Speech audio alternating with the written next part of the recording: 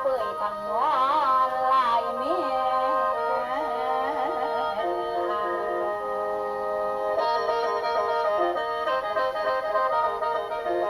โอ้ยนัว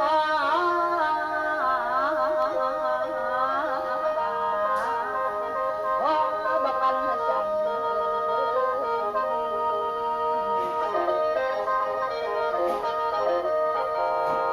เอาลาไปเด็กมาเลยมีนกเข้าห้องไว้งามคำหันมาบอนสันไปหันไปหันมาใจโอ้ยมีแต่ฝันเล่นหาคือนางไหลาตีมุนโดนั่นหมอเจ็บแสงเงินไอ้อ้อยไอ้ยิงกะกันเนาะแม่นน้องน้องน้องนั่งไก่สินางไอ้ลาบออยากไปพ่อว่าตาเป็นอาลุนปันตุนจังมาบีสิไปเจ้าพ่อนั่นลาบออยากปัดรักเป็นบออยากนั่งจับไก่บออยากไหลคนทางกันเสร็จน้ำแล้วงานบุญจังทอดลำเดิมเมียลำเต้นจนละลำหมอกข้างอุ้มฟ้าอุ้มใส่เป็นเดินที่ใดไกลพี่น้องพ่อแม่อาหารที่ใดตาดูตั้งพี่น้องจนแล้วที่ลากันบ่บุญเวลาปัดสั่งข้าวปีอีกอันหนึ่งบ่อยากปัดปักเป็นที่ใดห่างกันไกลไกลคนห่างกันเสร็จนั้นแล้วงานบุญจังทอด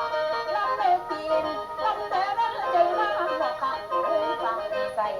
จักหน่อยนี่กูไก่กะสิขันไปสังหางโหหัวกะสิหอดไปเลยวนไปเลยวนนกกระโดงส่งสังหางโห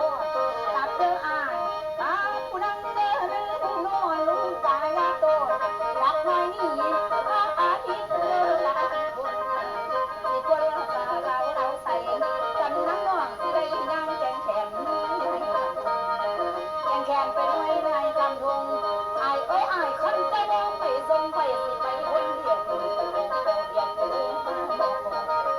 เดี๋ยวนี้เอาลงมาบอกพองสิให้ข่อยปักโตเรากลับไม่ได้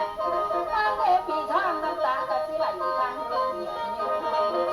ไม่ทางลงไปนอนทางวิ่งดังเหมือนกันหลับยังละไอ้ยังคำโคกคำดอนลง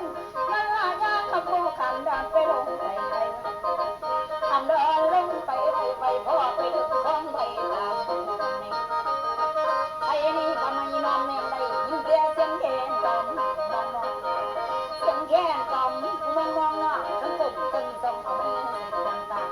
มีใจไว้เคยกินข้าวรวมมาแต่น้องเคยกินหมาหุ่นตอนอีกจักน้อยกาที่เห็นแต่บอลที่เคยนั่งเคยใส่